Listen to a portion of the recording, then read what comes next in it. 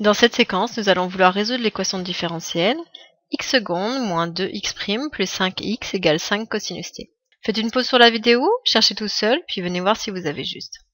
Alors ici, ce qui peut peut-être vous tromper ou vous induire, c'est qu'on n'a pas mis la variable. Sachez que c'est possible, des fois il y a des écritures ainsi, mais si on avait voulu vraiment être rigoureux, on aurait pu écrire x secondes de t moins 2x' de t plus 5x de t égale 5 cosinus t. Donc il faut déjà identifier cette équation. C'est une équation différentielle du second ordre, puisqu'elle fait intervenir la dérivée seconde. Et en plus, elle est avec second monde, puisque c'est égal à 5 cosinus t qui est différent de 0. Donc si on va revoir notre tableau de synthèse, on voit qu'on est dans la dernière colonne ici, donc ça va se passer en 3 étapes. Résolution de E0, recherche d'une solution particulière, solution générale. Donc je vous ai remis ces petites étapes en bas ici. Donc première étape, on va devoir résoudre E0, c'est-à-dire lorsque l'équation, vous voyez c'est le même départ, x secondes moins 2x' plus 5x qui va forcément être égal à 0. Donc dans notre tableau synthèse, cette fois-ci nous sommes ici sans second membre dans cette première colonne. Donc on doit passer par l'équation caractéristique, la résolution du polynôme, puis en fonction du delta, on se placera dans l'une de ces 3 lignes. Donc pour pouvoir trouver l'équation caractéristique, on a besoin de trouver ici les valeurs de a, b et c en identifiant. Donc première valeur, a sera le nombre devant le x secondes, mais pour nous le nombre devant le x secondes sera 1. B, c'est le nombre devant le x', mais le nombre devant le x', ça va être moins 2. Et C sera le nombre devant le x, donc pour nous, ce nombre, il vaudra 5.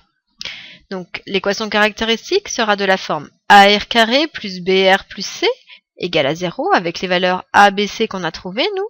Donc ça va donner 1R carré plus moins 2R plus 5 égale à 0. Donc on va chercher à le résoudre. Donc valeur de delta qui va valoir b carré. Donc on fait attention pour le b. On met bien tout entre parenthèses. C'est moins 2 le tout au carré. Moins 4 fois a fois c. C'est-à-dire moins 16. Donc c'est un delta strictement négatif. Donc on est dans la 3e ligne. Donc on a besoin de trouver les racines qui sont donc complexes conjuguées. Donc faites ce calcul. Je ne vais pas détailler, mais sachez que c'est moins b. Et on fera bien attention que b vaut moins 2.